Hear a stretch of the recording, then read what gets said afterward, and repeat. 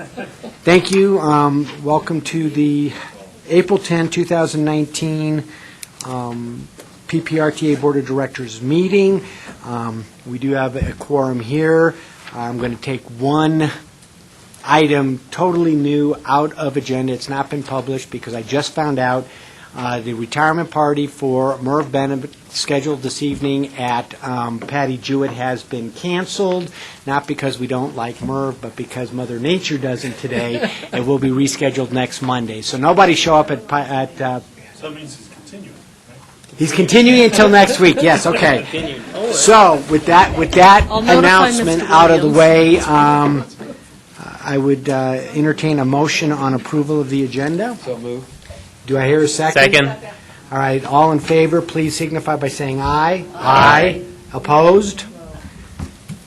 The agenda has been approved. Item number 3 then, public comment for items not on the agenda. Is there anybody who wants to make public comment today? Seeing no hands, we will go through that. Item 4, resolution of appreciation for Merv Bennett. A resolution by the Pikes Peak Rural Transportation Authority Board of Directors acknowledging appreciation to the City of Colorado Springs Director Merv Bennett, dated April 10, 2019. Whereas the City of Colorado Springs is a member government of the Pikes Peak Rural Transportation Authority, and whereas Merv Bennett served as a City of Colorado Springs council member from April 2011 to the present, when he served as Pikes Peak RTA Board Director from May 2013 to the present, including being selected as Board Chair in 2015 and 2017. And whereas City of Colorado Springs Merv Bennett has served the citizens of the City of Colorado Springs and the Pikes Peak region with distinction, now therefore be it resolved, the Pikes Peak Rural Transportation Authority Board of Directors wishes to acknowledge their deepest gratitude to City of Colorado Springs Merv Bennett for his commitment to regional transportation planning and projects, for his wise counsel, and for his dedication to the advancement of the transportation projects of the Pikes Peak Rural Transportation Authority. Resolved, approved, and adopted by the Board of Directors of the Pikes Peak Regional Transportation Authority this 10th day of April 2019 at Colorado Springs, Colorado, signed by myself and Mr. Sonnenberg. Thank you.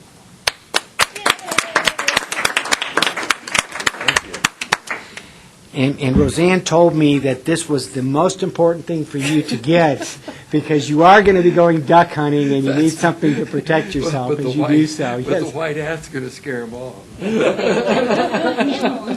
that you work for the Yes, you should. There you go.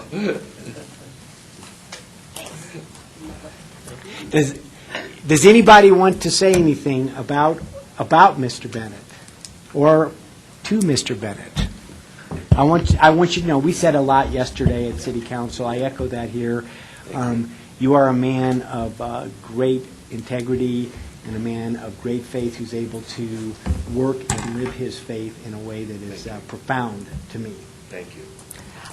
If you vote on this, I need to get a legal opinion. Do I have to recuse myself? Well, I'm not sure. It's not a vote, is it? You should vote twice. This is a vote. It is a vote. Okay, well, then we should vote. I would entertain a motion. So moved. All right. Second. Everybody second. I want to reflect everybody second that in unison. All in favor, please signify by a loud. Debate. I'm sorry. Yeah, it's debate on this. I only seconded for the purpose of discussion, more than that. No, Merv, I've worked with a lot of elected leaders in my time, and there is nobody that's better natured and a better person and somebody that is more dedicated to the advancement of our community than you are. I have appreciated my 3 years in getting to know you and getting to spend time with you and getting to learn from your vast experience and wisdom. I hope you enjoy retirement, but I've got to tell you, it's a sad day for us. We wish you were still going to be here. Thank you. I appreciate it. Who else is going? Merv, this is my 3rd time, right? So, Merv, you used to be the best-looking guy on council. You used to be until Puma came. But, I've talked about you being the ultimate statesman, not a partisan, but a statesman that listens to everyone and is there for everyone. And I've just enjoyed you so much. And one of the big things that I don't think I've said so far is that I really like the way you run the meetings. There's like bam, bam, bam, bam, and we're done. So I'm going to miss that. But, you're the greatest. You know that I love you, and Puma loves you, and we're so sad, but kind of happy for you. Okay, that's it. Thank you very much. Mr. Stevens. Merv, thank you very much for your leadership on this board and the other boards that we've served together. It's been a pleasure over the many, many years, and you've handled some very prickly and intricate issues, and I think you helped to steer this board forward, and your insight and your leadership has been tremendous. Thank you very much. Ms. Williams.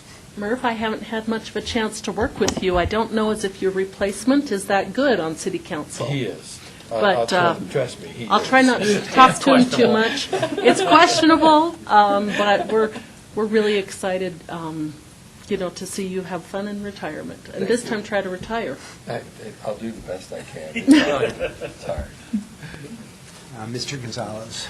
Thank you, Merv. Me too. I've known you for about 4 years now, and so I just wanted to thank you for all the great things you've done. And I have learned a lot by watching you. And I think your demeanor is one of the things that everybody can, appreciate. You're one of the nicest politicians I've ever met, and that's outstanding. I think that's a great quality, and, as well as being a smart, bright leader. So thank you for all this. Thank you. Mr. Dre. Not much more to add, but I miss working with you at the Y, and will miss working with you here, and wish you well in your future. But also echo the idea about perhaps retirement has a different look now at this point, so I wish you well with that. Thanks. Is there any member of the public who wants to say anything? With that, Can I make a comment? you can make a comment if you want to. We haven't Yes. voted yet. We haven't voted yet, or do you want to wait till after we It's vote? a decision. I'll try not to mess it up. But I have enjoyed working with all of you, including Mark. And, we love having fun with each other, and we got to have fun. I've one of the things that I would give you counsel on is always focus on what's in the best interest of the citizens. I've been a Republican all my life, but I don't get involved in a lot of party politics because my focus is on what's best for the community. And I think when I came on this board before Mayor Southers was there was some stress between the city and PPRTA and other areas, and we have found that, if we sit down and work through it, we can always come out with a positive solution. And I think that's what I would recommend to all of you, is always look for a positive solution. I've used this as an example. When I came on council, the mentality was sort of like the federal government. Let's fight first and talk second. And a number of years ago, we had a piece of property up in the mountains called Jones Park that we bought in the 1870s that the city owned for water resources, and it never developed. And when they found the greenback cutthroat trout, which I've been told are quite tasty, when they found that up there, and the Forest Service said we're going to have to spend about $800 to $1 million a year to protect them for a number of years. We thought, well, let's give it back to the Forest Service, let them spend their money. Well, the county wanted it. So working with the county commissioners, before I think it was Commissioner Heisey and Amy Lathan, Commissioner Lathan, we said, well, let's have our attorneys draw up the documents. Well, they each had their own rules, and they couldn't get it done. And I said, well, what happens, why don't the chair and the vice chair of the commissioners, president pro tem of the council, sit down and talk about it? We solved it in 20 minutes. And that's what we need to be doing. We need to be working together as a team. Forget our politics. Do what's best for the citizens. Thank you for letting me serve with you, and the staff has been incredible to work with. You guys have been the ones that have made this to be a real joy to work with, and I really appreciate working with you guys. Thank you. You know, Merv, I think it was also helpful that you were on council in 1870 when that original purchase happened, so. And making no comments about the lack of billable hours in getting together with clients. I would now entertain a vote. All in favor of the resolution, please signify by a hearty aye. Aye. All opposed? Well, that surprisingly carries unanimously.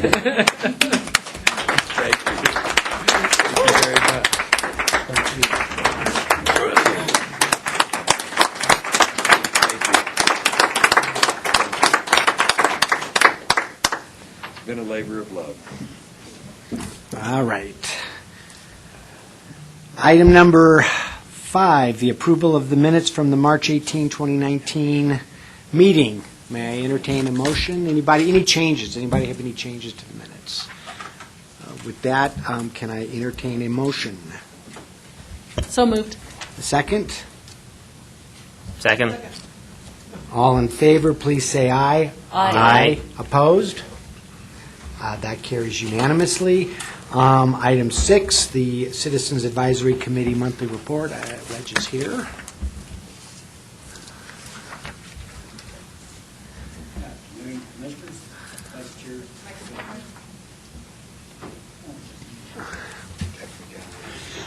Good afternoon, Commissioners. Vice Chair Reb Williams giving the report.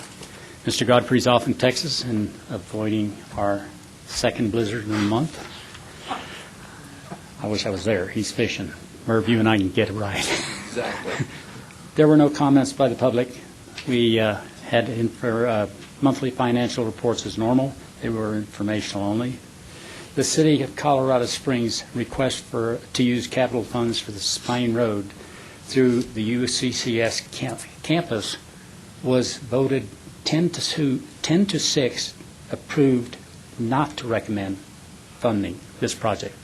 So I want to emphasize it's worded a little backwards.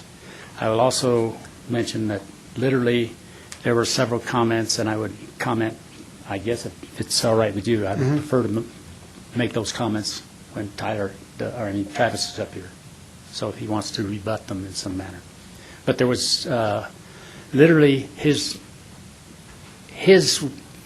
presentation we heard in February, and it was pulled from the February thing. That's why you're hearing is from him now, and you already have our recommendation. It is different from the first. The City of Colorado Springs also put forth an item for approval and changed it to an information only with a plan to present it to us in May. Yeah, I got to keep my months straight. Anyway, in May for approval. And it's on our list, it's basically message boards for CDOT. Work with them. City of Colorado Springs actually only put forth, and I stand to be corrected on this, but it's approved all 7 contracts for by the city presented. One of them was on information only. It was informing us that additional funds were being given to the city or provided by an outside source. Is that right, Mike? Mike's not here. Anyway, if he stands up, I stand corrected. But it was an information only, and we wanted to make note of it. City of Colorado Springs also, we approved 6 contracts for the city of or county of El Paso. City of Colorado Springs Transit Service monthly update was information only. City of Colorado Springs monthly change order and property acquisition report. El Paso County monthly change order and property acquisition reports were both information only. We had a report of recent board actions, was information only. We were asked to suggest something for the legislative report on House Bill 19, or Senate Bill 19, 138. Literally during the meeting, we got word it had passed. So we personally just didn't think there was any point in saying anything. And there is in your packet a draft of the 2019 annual report. We had a few minor revisions, and trusting in the staff and knowing how well they've always done before, there will be no changes other than what you might make to them, and you've got those recommendations you can make, but we had none other, a few amended, which we haven't seen. We had all 5 members, governments have approved the 3rd amended IGA. Correct me, Jennifer, I'm wrong. We had staff review. That was informational only. The agenda topic for next meeting is definitions for maintenance and capital projects. I will warn you in advance, it was not completed. We will continue it in May. We talked for 40 or 45 minutes, and it was a rather calm but definitive ideas by each. And I understand you've heard this 3 or 4 times before. Rick has just furnished some new information, and for the sake of discussion, one of them is from ODOT. Now, they're not sure who O is, whether it's Oregon or Ohio or any of the other, Oklahoma. Are there any other old states? But that's just one of them that have definitions to define the difference between you being a capital project and me being a maintenance project. And part of, you'll understand why it's been pushed, and I believe first acknowledge them pushing for it. Because some of these issues are where you use capital, where you use maintenance, and whether it's properly used capital because of your program. If you have any questions, I'll be happy to answer. First, assuming I'm okay with you responding to the Spine Road discussion when that comes up. With that caveat, does anybody have any questions for Reg about the CAC? Can I entertain a motion to approve the report or accept the Move to report? accept the CAC monthly report. Any Second. second? All right, all in favor, please signify by saying aye. Aye. Opposed? None. That is approved, and thank you. Thank you. And item number 7, tremendously good news, Bev. Great news. Oh, Great good news, Bev. Yeah. Good afternoon. So for February, we just received those sales and use tax today. There were $7,678,000 compared to a monthly budget of $6,819,000. So we're ahead of budget for the month by $859,000, or ahead of year-to-date budget for 2 months by $1,526,000. So almost 11% ahead year-to-date. On page 2, we were ahead of February's actual, last year's actual, by $560,000, or almost 8%. So ahead for the year-to-date by $905,000. So we're having a good year so far. Let's hope it. Keep it up. Yep. Any questions? Okay. All right. Thank you. Thank you. Item 8A, City of Colorado Springs request to use capital funds for the Spine Road through the UCCS campus. Mr. Easton. Good afternoon, everybody. Travis Easton, Public Works Director for the City of Colorado Springs. I understand you want to get out of here in a timely manner before the roads get too bad, and I was looking out the window, seeing the winds pick up and the darker clouds continue to roll in, so I will keep this succinct and to the point. So I have just a few slides for you. This is a Spine Road construction project. I'm going to pull up a slide that shows the North Nevada and Austin Bluffs intersection. To the northeast of that, this is the Eagle Rock neighborhood. UCCS campus is directly east of that. And there's some vacant area just immediately northeast of the intersection where this road would go. And also circled on this picture is a red circle indicating that the intersection is currently functioning at a level of service F. And F meaning? F meaning force delays. It doesn't really get any lower than that. Failing. Forced delays, well, that's one way to look at it. Forced delays, a lot of congestion. Yes. And so I wanted to highlight those things. I think it'll give you some context as we get into this a little further. In 2016, a North Nevada Avenue corridor study was done, and at that time, through that study yielded the level of service F that we just spoke about. This is obviously a major intersection in the city, and capacity is only getting worse, especially with the growth of UCCS, which is a good thing. We looked at the cost to address this at that time, and so one of the things we looked at was, well, if we completely redo the intersection, what would that cost? That would address the issues. That cost came in at about $23.5 million. Obviously, we didn't have $23.5 million. It was not on the A list, being that the study was done in 2016. So we started looking at other alternatives. What can we do to address some of these capacity issues?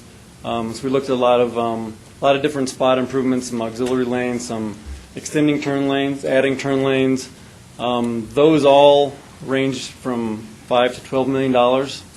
A southbound turn lane on Nevada to eastbound Austin Bluffs was in the range of $5 to $7 million, especially when you include utility relocates, business impacts, right-of-way, things of that nature. At the same time, the Eagle Rock neighborhood that I mentioned to the northeast of the intersection, Larry Yonker, I think many of you know, he lives in that neighborhood. He contacted me to see what could be done with vehicles speeding through that neighborhood. I'm going to fast forward a couple slides. This is what's shown now is a road through the Eagle Rock neighborhood. It's a rural section, no curb and gutter, relatively narrow road. So the citizens there were concerned with vehicles speeding through their neighborhood to try and avoid the left turn at the intersection that we just spoke about. And some of them were students getting to UCCS as well. So those two things were going on at once. Because of those safety issues, we decided on October of last year to close that road, Stanton Road. We put a gate on there, so there's no cut-through traffic on Stanton right now. That has increased pressure on the Austin Bluffs and Nevada intersection, thereby making the congestion and delays worse. It did address the safety issues through the Eagle Rock neighborhood.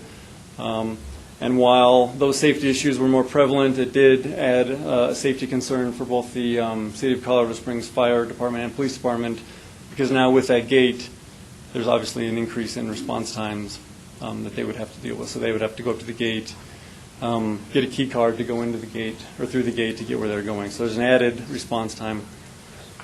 So I have a slide up right now that just highlights everything that I just spoke about. Again, I'm trying to be succinct for you so we can get out of here before the roads get too bad. Are there any questions with any of that before I move on? Okay. The Eagle Rock Road, the road through Eagle Rock, I'm sorry, that I just spoke about. So what can we do to address this? What is shown on the screen now is, again, that same intersection, and the Spine Road would be essentially connecting North Nevada and the UCCS campus. It wouldn't be closed, it would be open to public through traffic, and it would be a road, bike lanes, everything, so people can get to and from the university. People can get through there a lot more safely.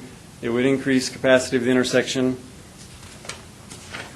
And so we approached UCCS with this solution, and not necessarily this alignment, but we approached them to see what could we do to partner, because it is a shared issue, one that affects the university and one that affects the city. So we approached them to see if they'd be willing to partner with us, and they did. They agreed to pay 50% of the costs for this public road, and they also agreed to donate the right-of-way necessary for us to build the road, which we're estimating that's around $750,000. I have Kent Marsh here from UCCS, and can answer any questions you may have as well. He's nodding his head. That's the figure that we were. So they agreed to partner with us 50-50 and donate the necessary right-of-way. This would allow the road through Eagle Rock to remain closed, so that would keep those citizens safe. It would relieve congestion at the intersection. It would increase the response times because neither PD nor FD would need to go through a gate to get to where they're going. And again, we gain capacity of the intersection. So in summary, we have, the costs of this are coming in right about $2 million, and actually I think the bids opened up at 1.7 and some change. We'll call it $2 million for now. We have a $2 million project that leverages funds from UCCS to address capacity and safety issues, which is a lot cheaper than the $5 million to $7 million alternatives, the cheaper alternatives that were presenting themselves. It improves safety for the citizens living in the Eagle Rock neighborhood. It improves safety by decreasing emergency response times. And again, it really leverages community partnerships and allows $1 million to be turned into $2 million, with UCCS contributing half of this. So I think we have an innovative project, out-of-the-box thinking that has yielded a significant savings in the project cost that I would like to have you consider today. And with that, again, I told you I'd keep it succinct. Happy to entertain any questions.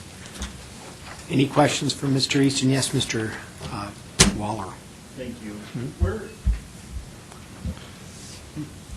What kind of RTA dollars are you proposing to use to build this new road?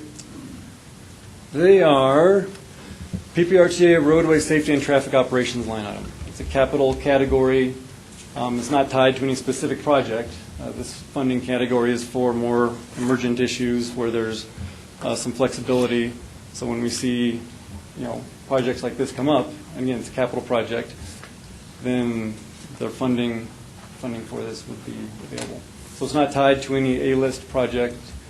It's not going to delay any A-list projects. It's not going to delay any other projects that are currently planned. So this is a funding source specifically for, in my mind, things like this, spot improvements to address capacity and safety issues at specific intersections. So it's not coming out of the maintenance line? No, it's a capital line item. When this was brought forward in February, there was, I think, $250,000 of the $1 million that was proposed to come out of a maintenance category. When I learned that, I just moved the full $1 million into the capital category. And Okay. I'm probably asking the question Mark's thinking, was this on the ballot list for 1A projects? No. No, they're not. There weren't 8 projects? anything, and Rick, feel free to jump in here. Anything that would be funded out of this line item would not have been on an A-list project. The A-list is separate from this category. Well, and Is it? Mr. Waller, yes. thank you, Mr. Chair. The ballot language I'm looking at doesn't say this. I don't know where that language came from. But what I see here is what was approved for the ballot says roadway safety and traffic operations phase 1, Colorado Springs citywide. That's what it says. Can you tell me where that language came from? Rick, you just handed Mr. it out. Sonnenberg, yes. Yeah, Rick Sonnenberg just handed it out to everybody. What year was this initiative on the ballot? 2012. Thank you. What Travis has up there is just an abbreviated version.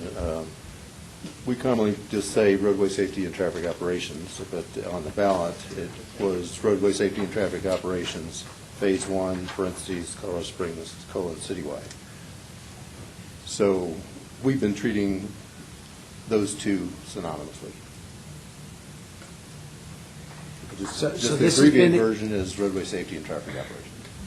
This has been, you said, been retreated, and I'm sorry, this is, I'm referring to the specific capital line item that you handed out as Appendix A. Where did Appendix A come in, and how long has this been the PPRTA standard of operation?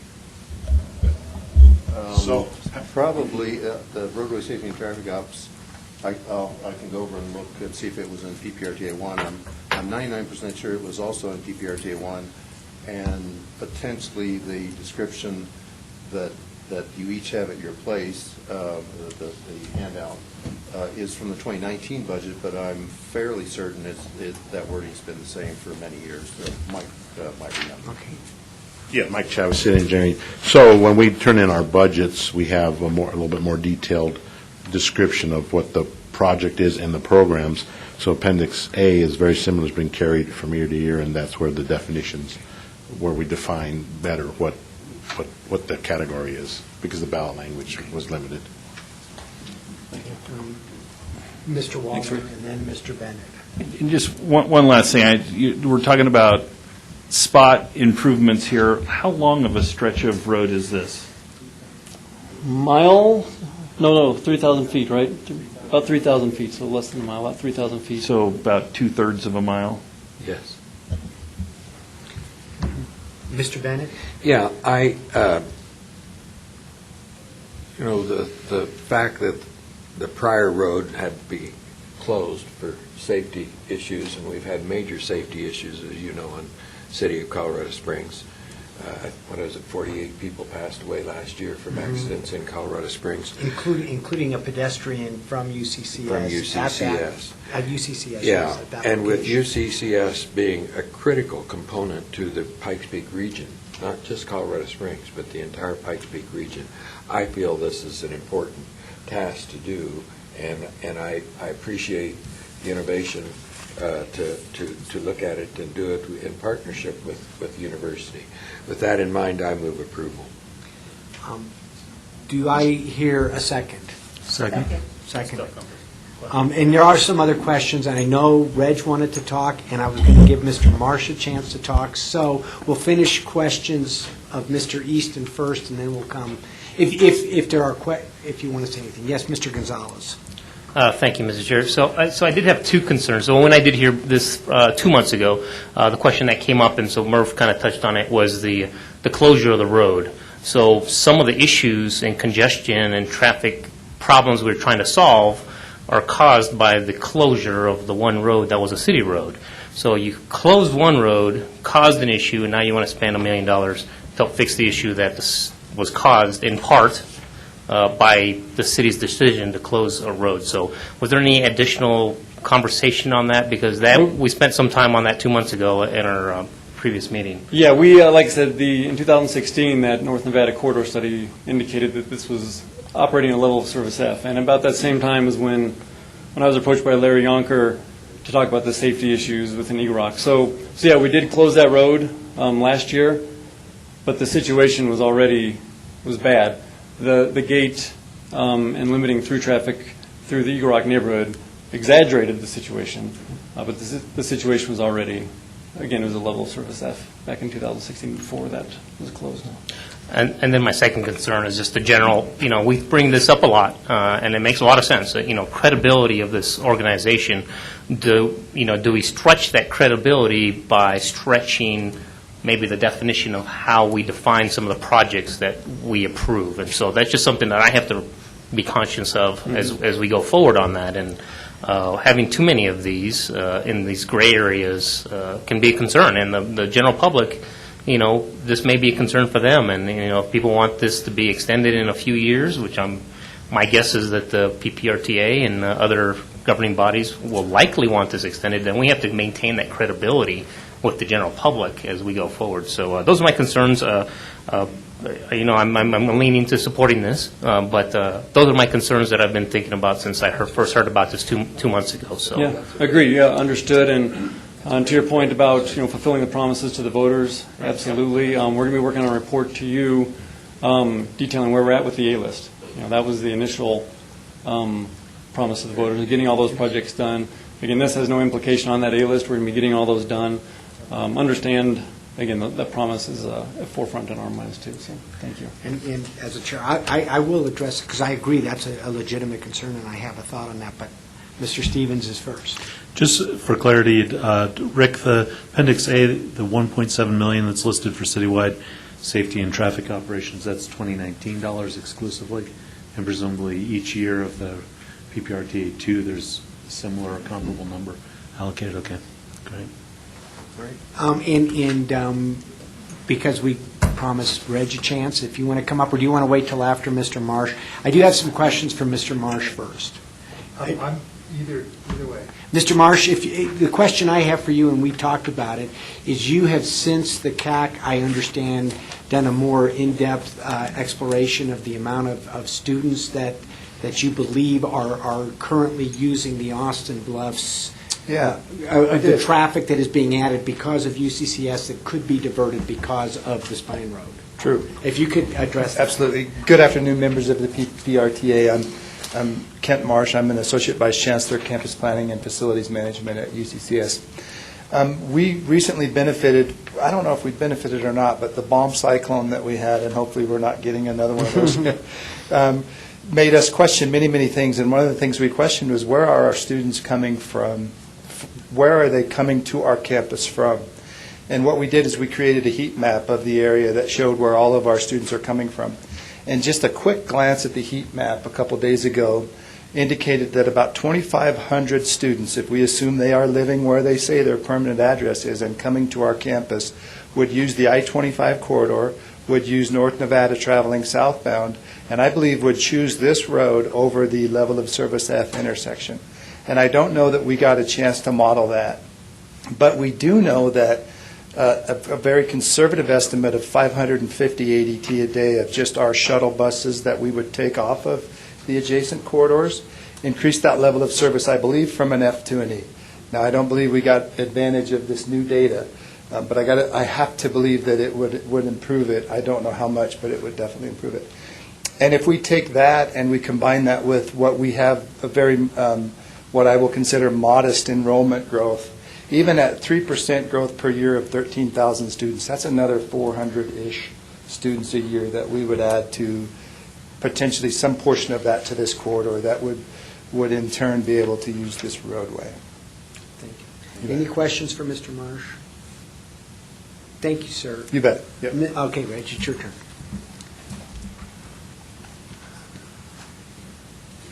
Let me first of all You're on. Let me first of all explain that as a chair or acting chair, you don't have an opportunity to voice your opinion. You're just, quote, helping the meeting get along. And I reported what the CAC said. I'm going to give you a personal opinion first. Number one, I look forward to doing PPRTA 3, and I really worry about what happens to you governing agencies that are involved to regain that money. So some of what I give is, quote, tainted by a very personal opinion. I feel that this is the best solution. That's my personal opinion. I think it's an outright misrepresentation to the public when you say you're going to use a whole road and build it and solve an intersection problem.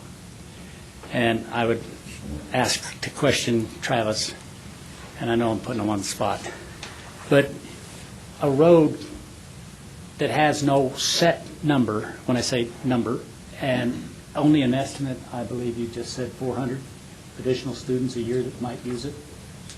Yeah, in combination with what we believe to be 2,500. Yeah, but it's 400 a year. How many years? That projection will be, that's a moderate projection for the next 10 years.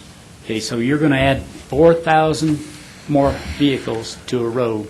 It is a two-lane road that, by the way, has a bike lane on one side and a bike lane on the other side, and not have a serious safety issue again. Instead of in the old neighborhood, it's going to be on a new road. When I say this, you're going to spend $1 million now that legally, I've been told, may be questionable. But literally, you're going to use $1 million to build a road that may only last 5 years or be tenable for 5 years. When in fact you could spend an additional, I believe it was $5 to $7 million for also what I consider to be a temporary solution. At the rate we're growing, I'm thinking it's a little short-sighted. So Ms. Williams will understand a little better. The city in PPRTA 2, they had some in PPRTA 1, but in PPRTA 2, they have what, and I think it's 6 categories called program funds.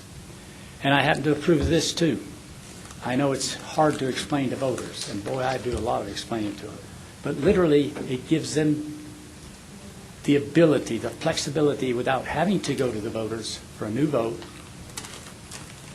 to vote for this road or for that road. We did PPRTA, the new IGA for the GAP project, and that cost PPRTA, fortunately because so many people participated in the election, it cost us something in the neighborhood of $300,000. But it could have cost us over $500,000 because the elections are run by the clerk and recorder's office. And if it's a consolidated election, school board A, B, and C, anybody that's got a thing, they've got a fairly, I feel, very equitable formula whereby you pick up your share of the tab, so to speak. In this case, this would be ridiculous because right now there are no other issues on the next consolidated election known yet. Having said that, it could cost PPRTA or the city of Colorado Springs in this case $500,000 so they can take $1 million, and there'd be no voter turnout. So you can see that I'm torn. Personally, I do want to point out several of the issues that people brought up, and one of them brought up specifically, why can't we do it with the city's general fund? And I guess the point is, legally, you're going to have to approve a general fund. You don't have to account to the voters for saying you were going to do this project A or this capital project with this money.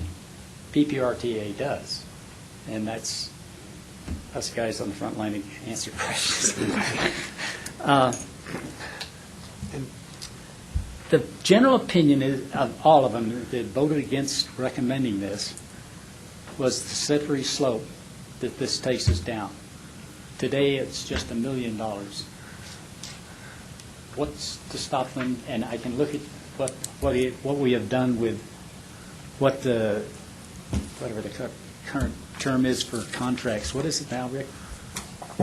Instead of contracts and change orders, they request for something. We went from 100 to 200 to $500,000 max. The bridges, I think, are 500. Bridge maintenance.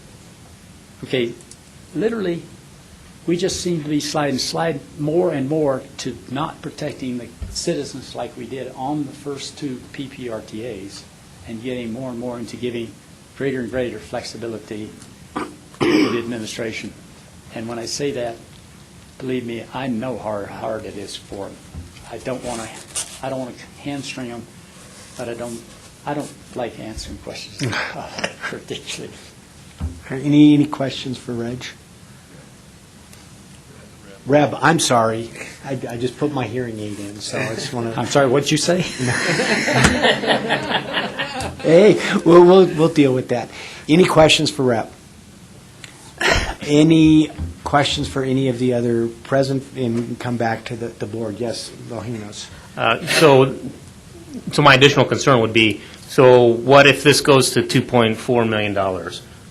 Who's going to pay for the other $400,000 above what is approved? Is that going to be paid for out of city general fund? Is it going to be paid by the UCCS? Or are you guys going to come back to us and ask us for that? Because I probably have an issue with a second vote on that.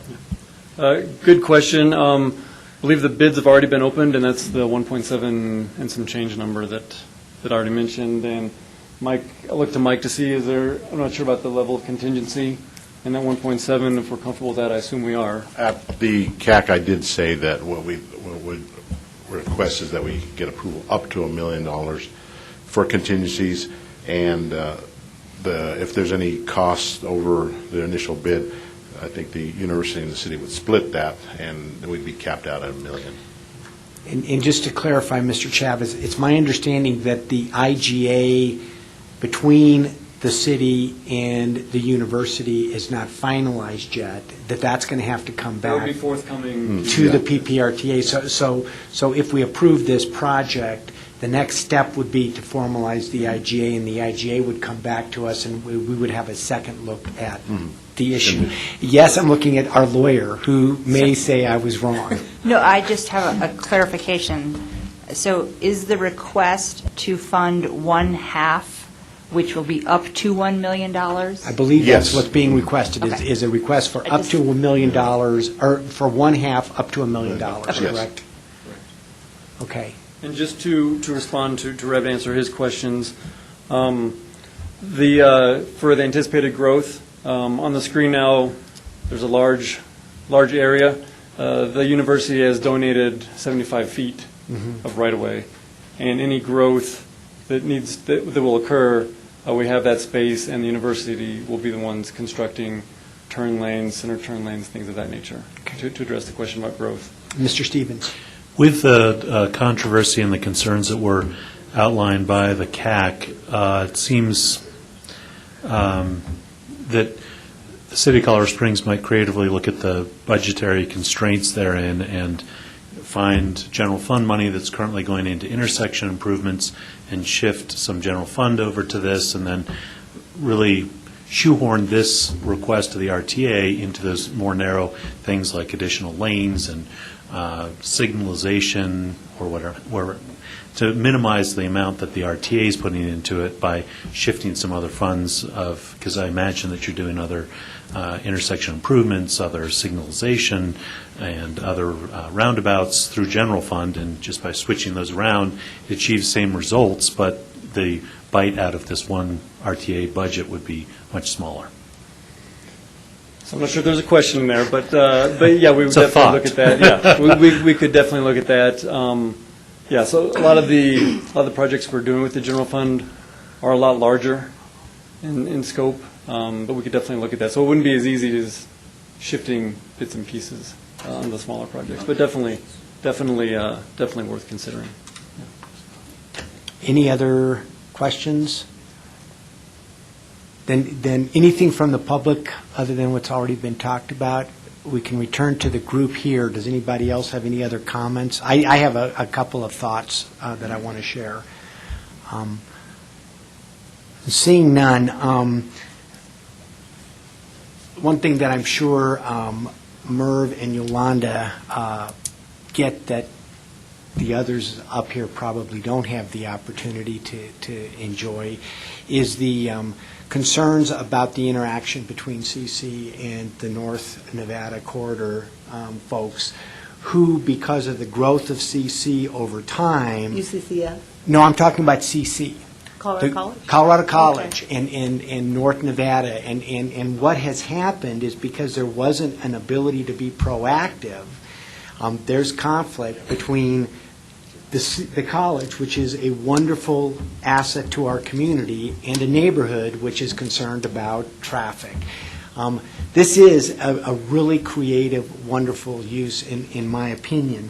I do think, and Reb was talking about this discussion about what is maintenance, what is capital, how are we going to look at it. It needs to be clarified, and this is a wonderful example of how we are going to clarify it. Mr. Gonzalez, I totally agree with you that we have to ensure our credibility, but credibility works both ways. It's not just being strictly consistent with the letter of what is written out there. There is also credibility in recognizing when flexibility has to be used and when we have to not spend good money trying to correct an F situation that's going to cost a heck of a lot more money versus an opportunity here to divert some of this stuff. So I think there's credibility also in having this public forum where these issues are being discussed and saying this is the best solution. It is the way to address the spot at Nevada and Austin Bluffs. I didn't know that it would move it up to E just on the shuttle buses. That's the first time that news to me. That's very substantial. I drive that intersection every day that I go to Penrose Hospital, and I see the number of folks that are trying to get in at the school there. It's going to have an impact, and the fact that we go from F to E at a major intersection that is a major access point to I-25, to people going north on I-25 through Nevada, people going north and south on I-25 through Austin Bluffs to get to the rest of the community. This makes sense, and I think we risk our credibility by saying we're not going to do this because we haven't defined well how to do this. And I see Mr. Waller has some comments. So, Mr. Waller. Thank you, Mr. Chair. I think the question is whose credibility is at risk if it doesn't get done. We're making some sort of presupposition here that RTA dollars are the only dollars that are available to build a new section of road, 2/3 of a mile new section of road. I don't even pretend to understand and know what the city's road budget looks like, but my guess is there are dollars there. And so the question becomes, everybody agrees that this is a problem.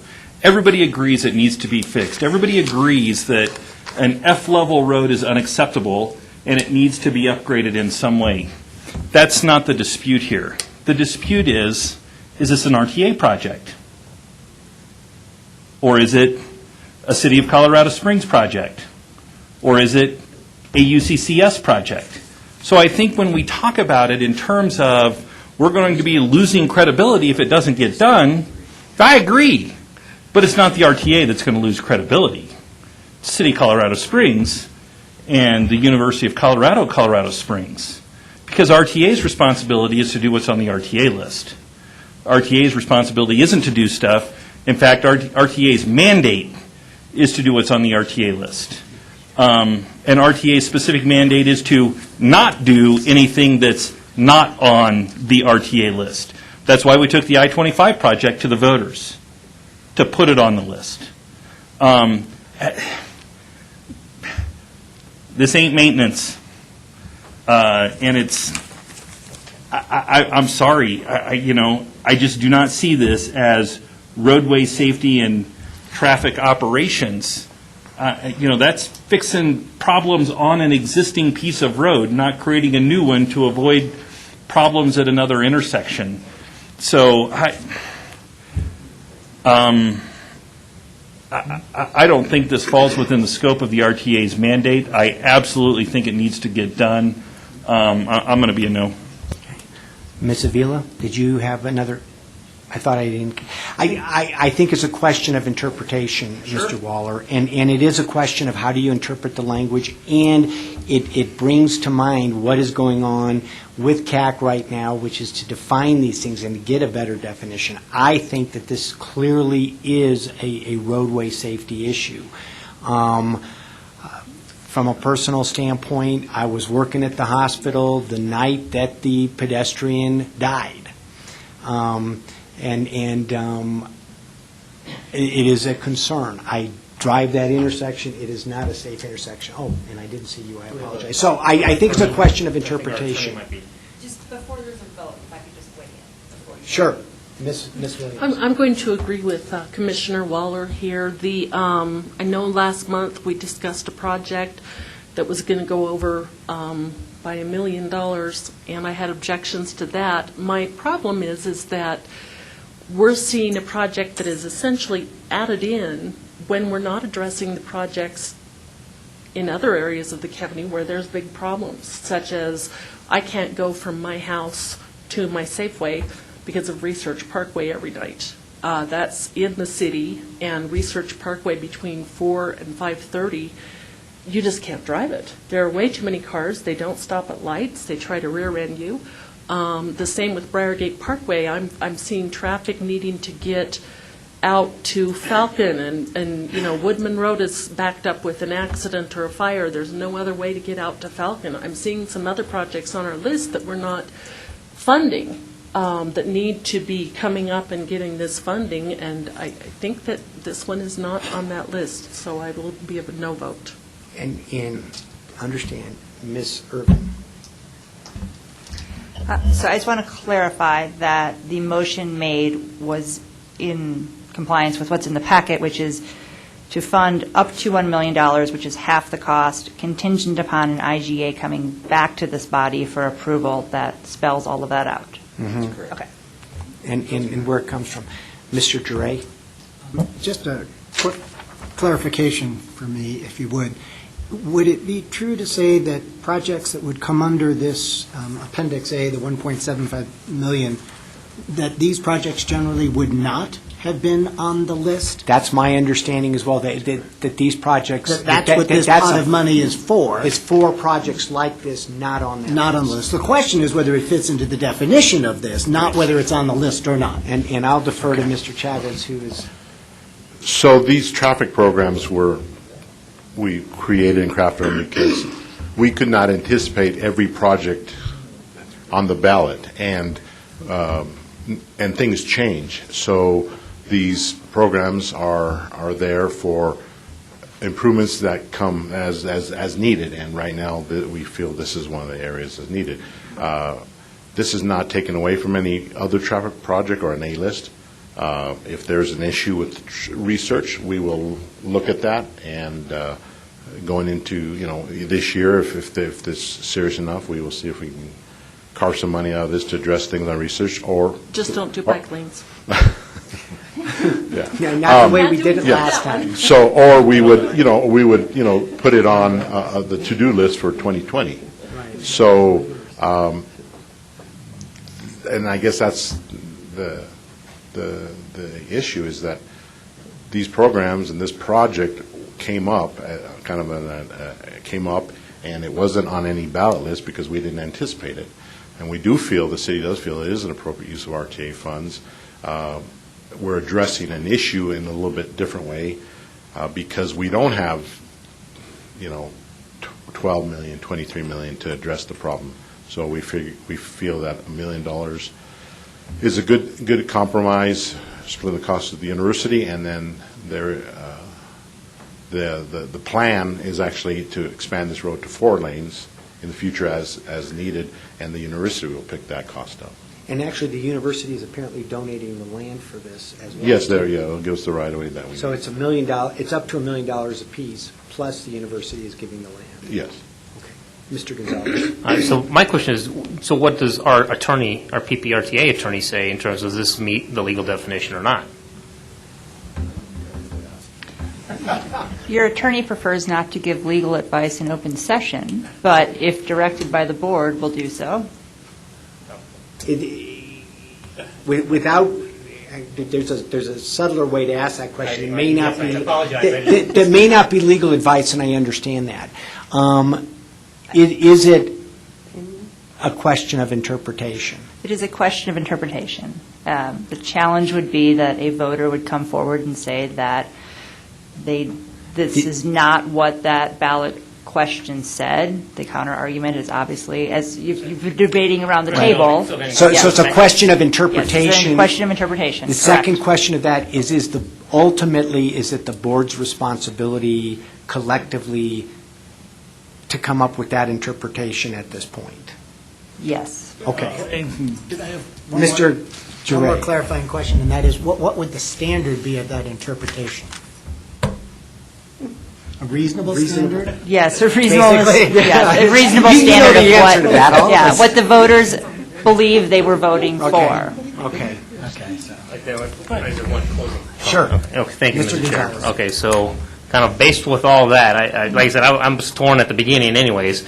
It's still torn right now. But my question goes back to credibility, and I think, if the city wants to put their credibility on the line and say this is what they interpret, maybe I'm willing to kind of go for that. But I think that as additional things come forward, as we saw last month, I'm going to be a little more strict on how I vote not how I vote, but how I interpret some of the things. If I keep seeing additional new gray area things that I think may hurt our credibility as a board as a whole. So that's my comment. Mr. Stevens. Mike, did you have something? Oh, I was just going to say, so I think I did talk to the CAC last week that there are going to be more gray things coming up because, the A-list is set and we're constrained on improvements at intersections, spot improvements aren't going to be quite as feasible, so we're going to be challenged. But what I did say is that we're going to come and talk to you well beforehand, and if we've got a creative or innovative idea, we want to discuss it before there's any commitment so that you have a chance to weigh in. I think what we're maybe missing here is that there's a lot of professional judgment that's gone into this decision. It says spot improvements, so the first thing you think is, okay, improvements at the intersection. Well, the spot improvements really are, if there was room and money, it would be extending turn lanes and adding lanes on Nevada and Garden of the Gods to the west, and then that triggers widening the bridge. So we're saying that's too much. That the spot improvements is a $20 million solution. We're going to do 3,000 feet of road to relieve that. You probably would have had 3,000 feet of length on the legs of the thing. So that's not a spot improvement. You're going back several thousand feet on the roads also. So so how you define it. But I said what we're looking at is what is the most efficient, effective way to try to address traffic and mobility for our citizens. In that spot. So anyway, Mr. Stevens and then Ms. Williams. The voters approved the term citywide roadway safety and traffic operations, correct? They did not approve the Appendix A language. Right. That was approval by us, and that was written by you folks as the city, correct? Yes. That language is yours. So that's, two interpretations of that definition therein. And in my thinking is, as my earlier thought was leading to, with some creative work and maneuvering the city's general fund budget, you could probably figure out a way to, swap projects, swap funding to achieve similar funding sources and hold everything harmless. My concern is what's the efficiency loss of doing that. Okay. And to that end, I think, ideally, if in the IGA, the RTA was to be, as much as possible, constrained to, $800,000, $900,000 of traffic calming features and auxiliary traffic lanes and roundabout improvements and signals, it's going to marry up very nicely. And I fully believe that there's that ability within the general fund, but I'm not sure it's worth that effort to recontract things in order to manipulate that. And so with that in mind, I would encourage you to come forward with the IGA of trying to put as much funding into those categories as outlined within the Appendix A definition that you wrote, and allowing that other funding for UCCS, which I assume is a little less restricted towards the same ends, to handle the rest of it. Okay, all right. And Travis can override me, but we do have some capital improvement money. Travis and I operate within what they give us for public works, and Travis has more latitude than I do. But we can go and get money from other departments that's been allocated. Our CIP for this year is committed to a bridge replacement. There's a couple million going to 30th Street. So we don't have little projects like you're describing. We have 2 or 3 big projects that our CIP money is committed to, and to really, at least from what I understand and see, I don't think we really have that flexibility to try to mix and match and move money around. But like I said, I'll defer to Travis if he has more knowledge of the overall budget. That was similar to what I said when you had the comment originally. Ms. Williams?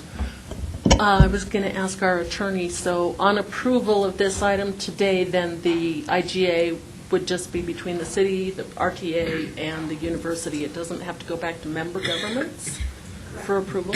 No. Okay. It comes to us. Got it. Thank you. Mr. Waller? Thank you, Mr. Chair. I wanted to address some of your comments. I agree with you that this does come down to a matter of interpretation, and it's up to the board to make the interpretation. But, as we all know, being in government, boards get sued all the time. Governments get sued all of the time. And if you think that doesn't happen, look back to just as recently as the state Senate being sued because they read a bill, they used a computer to read a bill at 8 times the speed. Well, that was an interpretation they had that they could do, that they could use computers, 6 computers at the same time to read a bill at speeds that nobody could understand. That's an interpretation they made. The court ultimately, which is the ultimate arbiter of these sorts of things, the court said, no, you can't do that. So while I agree with you, it is a matter of interpretation, we still have an ethical, legal, moral obligation to interpret things correctly. We can't just arbitrarily pick some sort of interpretation we want to hear. And maybe that's not the case here. Maybe you can say with a straight face that this interpretation is the correct interpretation. Though I tell you, the word spot isn't in the ballot language anywhere. That's okay. I get it. But I think reasonable minds can say the interpretation is that this does not fall anywhere within the scope of the ballot language. And for the record, that is this board member's specific determination that this does not fall within the scope of the ballot language that is presented. I agree that it needs to get done. That's the sole reason I'm going to be a no today. Right. And my response to that is, since it needs to be done, it needs to be done because of roadway safety considerations, which, for the record, this board member is saying is the interpretation of the ballot language is being addressed. So I understand reasonable minds can disagree. That's why they use the word reasonable. I've read lots of cases that talk about reasonable people can disagree. I understand your point of view. I understand the perspective you're coming from. I disagree. I don't say you're unreasonable. I don't think I'm being unreasonable either. So, have we gavelled this to death? I will make one. Sorry. One more comment from Mr. Gonzalez, and All he right, promises it's going to be the last, and I promise So, it'll be the last. so I understand how we can all disagree on interpretations, and so, if the city wants to make this motion and says this is a reputation, I think I'm going to defer to you, but that to me means this is what you prioritize. And when I hear things are going to come more into the gray area, I'll be honest. I'm going to be more strict going forward. And so if this is the project you want to get my yes vote, okay, well then we'll do that. But I tell you what, based on hearing more gray area stuff that I may be concerned about that stretches our credibility, I'm going to be more strict on these things coming forward. So I assume this is the project you think is priority and meets the criteria, so I'll support you. And I would just say that this is the kind of discussion that needs to be had publicly, and I think it's a good discussion. So with all that said, I guess we should probably do a voice vote, my guess. A roll call. A roll call vote? A roll call vote, yeah, thank you. Mr. Stevens? Aye. Ms. Williams? No. Mr. Yes. Chair says yes. Mr. Gonzalez? Aye. Ms. Avila? Yes. Mr. Waller? No. Mr. Giray? Aye. So that is 1, 2, 3, 4, 5, 6, 7, 8. 6-2 in favor of the motion. So the motion does pass. It will come back to us on the IGA, and we can go through and do all this stuff again at that point in time. Do we have to vote on this again? When the IGA comes in. When the IGA comes in. All right. Thank you for your time. Thank you for your time. All right. We are now at item 8B, the City of Colorado Springs Capital Maintenance and Public Transportation Contracts. These were all approved by CAC with no resistance. Anybody want to talk to Mr. Chavez about item 8B? May I entertain a motion? Do I have a second? Second. All in favor, please indicate by saying aye. Aye. Opposed? No. See, that's the kind that we like. Item 8C, El Paso County. Yes. Do you want to do the same thing? Yeah, Do you have any that's true. This was questions? approved 100%. No, let's pick this one apart. Does anybody have any questions? Do I hear a motion? Move to approve. A second? Second. All in favor of approving the El Paso County Capital Maintenance and Public Transportation Contracts, please signify by saying aye. Aye. Opposed? Thank you. All right, thank you. Other reports, City of Colorado Springs Transit Services Monthly Report. Good afternoon, Craig Blua, Transit Services Manager with the City of Colorado Springs. I'll be brief as well. You have your packet, our report in your packet, sorry about that. And just a couple things to highlight. The fixed route ridership was up about 5.2% in February this year compared to last year. That's good, but last year was kind of a down month, so it's one of those things that's kind of relative. ADA ridership was a slight decrease of less than 1%. In Vanpool, number of trips increased by about 7%.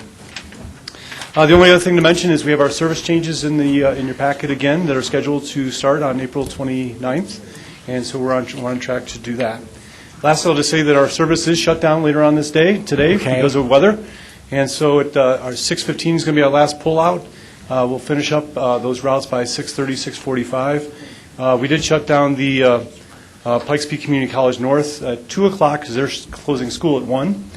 And also our northern routes, in our public message, we said our northern routes may shut down before 6:15 as well, depending on weather. This, of course, is for public safety, and we're trying to be cognizant of that.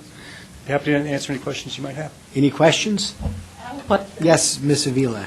So, would I be able to set a Metro Mobility ride today, since it's closing at 2? Is that Actually, closed? you will be able to schedule a ride today, yeah, because our call taker volunteered to stay around until 5 o'clock. Okay, thank you. So, and just one other quick comment on snow like this. Our biggest goal in these snow conditions is to not strand anyone. So we try to get out the message early. We got the message out 6 hours in advance, and we've instructed bus drivers as people board the bus to let them know that we are shutting down later in the day so they can get home. And anyone who's part of our Metro Mobility ADA Paratransit, we will get them home before we shut down service. Yolanda, Bennett Mobility is also available to you if that's needed. Bennett Mobility. Bennett. All right. Thank you, Craig. Bennett Mobility is. Item 9B, City of Colorado Springs monthly change order and property acquisition report. Mr. Chavez. 9B. Are there any questions on the change order log? None. Thank you. All right. Yeah, much easier. Item 9C, Ms. Irvin. I'm here if you have any questions. Any questions? I think it's straightforward. We're making this much faster now. All right, Right. thank you, sir, or ma'am. 10A, legislative report. I'm going fast. I see I'm trying to get Mr. Sonnenberg going. All right, legislative report. The CAC last week reviewed Senate Bill 19138. This bill requires bonding requirements that apply to all construction contracts located on public property using public or private funding. The CAC recommended that the board take a support position. However, the bill has moved quickly through the legislature. It's already passed the House and the Senate on to the governor. So if you approve a motion to support, then the letter would need to go to the governor. Okay, and you're looking for a motion to approve the legislative? I move to approve the letter. Second. All in favor, say aye. Aye. Opposed? That carries. I'm going to just pull out for a second. Miss Ivy, my wife is saying that it has started on the north side of town. If you... I think the next 7 minutes of this agenda takes will be Okay, okay. all right. All right. So we're going to go, that's why I'm going so fast. 10B? I have a second bill that's come to our attention, I think. Oh, that's right. There's three. I forgot about that. Yeah, Yes. slow down. We Yep. did have an issue with this one. Yes. And I have another one here. That's right. There's another bill that's come to our attention through our state lobbyist, and I've just handed it out. It's House Bill 19-1258, and it's the purpose of it is to permanently detabor the state's revenue in excess of the Tabor cap, and to permanently divide that excess revenue that's been detabored to be a third, a third, a third for schools, higher ed, and roads. And I've just handed that out because we just received it a few days ago, so that's why it wasn't in the packet. So the PPACG board has taken a monitor position, And we can't defer this to your May 8 meeting because the legislative session ends May 3. So if you want to take any action on this, it would need to be today. Does anybody have any comments on that? This just puts this out to the ballot, right? Yes. And then when it puts it out to the ballot, it's a referendum, it would be amending the statute, not the Constitution? You can't, it has to be the Constitution. It's a table. Yeah, it's a Tabor issue, so it has to amend the Constitution. Okay. I would just say that we stick with the monitor position, but Mr. Gonzalez, yes. Oh, thank you. And I'm not sure what the proper role of this board is on this one. It's transportation, but it's a Tabor change. The effort of this is to gut the Tabor, is my honest opinion. Long term, I don't trust the state to uphold what this thing is supposed to try to do, as they've proven through Amendment 23. They did something that said, well, we're going to pass this, and this is going to put things, and there's not going to have any issues. Well, there's issues every year. Doing this says a certain amount of money forever will go to this certain amount, but that doesn't mean it can't be pulled out sideways, as we've seen in other issues. So I have issues. I mean, I would honestly be fine with this board opposing this, but I don't know if that's the proper role of this board, but I would absolutely support opposing this personally, and through this board if we're allowed to make a vote on that. Mr. Waller, nothing? I agree with Ms. Williams that we ought to just monitor. This is something that just came to our attention. We don't know what the repercussions are. It's frankly a two-issue amendment. One is, do we permanently detabor the excess revenue? The second is, if we do that, do we designate the spending in these areas permanently? And I think that is something we can't address or respond to at this point. Does anybody have any other comments or thoughts on that? I think we're just keeping and monitoring. Okay, thank you. All right. 10B then, the draft report. Draft annual report in your packet. It's been revised with some of the CAC's revisions. So far, we've not gotten any pictures of the county capital projects that are better than the aerial photos. Oh, you're working on it. Okay, so in the next few days, if we get those, and if they're better than the aerial photos on pages 24 and 25, then we might drop those in. But all the other CAC recommendations have been added in. So this is what we, with board approval, what we print, and I hand carry them to 2C Library District Headquarters, and they get them out to all the libraries, and then they go to city halls, chambers of commerce, et cetera. It's been moved to approve. Do I hear a second? Second. All in favor, say aye. Aye. Opposed? All right, that carries. 10C, I-25 gap update. The revisions in your packet in red are what's changed from last month. Thank you very much. Just information item. Any questions or comments about the I-25 gap project update? Item 10D, staff field review report. Just information, my quarterly drive around to confirm what's been presented to us as being completed by the member governments. Any comments, questions? Then we go to 11, third amended and restated I-25 IGA. It has been approved by all. It has been approved by all of the member governments and signed. I sent a copy out to the board members, the member governments, and their attorneys and clerks. So we're just waiting for the approved minutes from RAMA's meeting, but that's really the only piece of paper we're waiting for. So we're all set there. This is noted as an approval item, but this is just information, so no action. Oh, it's not an approval item? It's just an information item? Okay. Just information. And to communicate to the rest of the board, it has already been communicated to CDOT. CDOT is understanding, and nothing else needs to be done between PPRTA and CDOT. Correct. All right.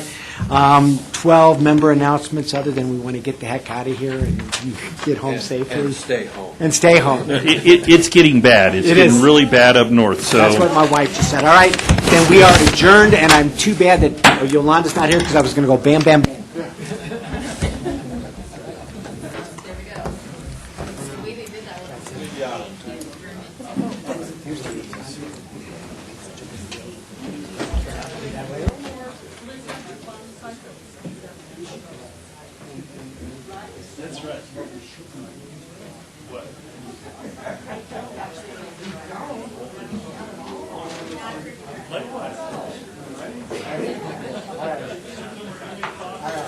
I've got to sign some stuff still.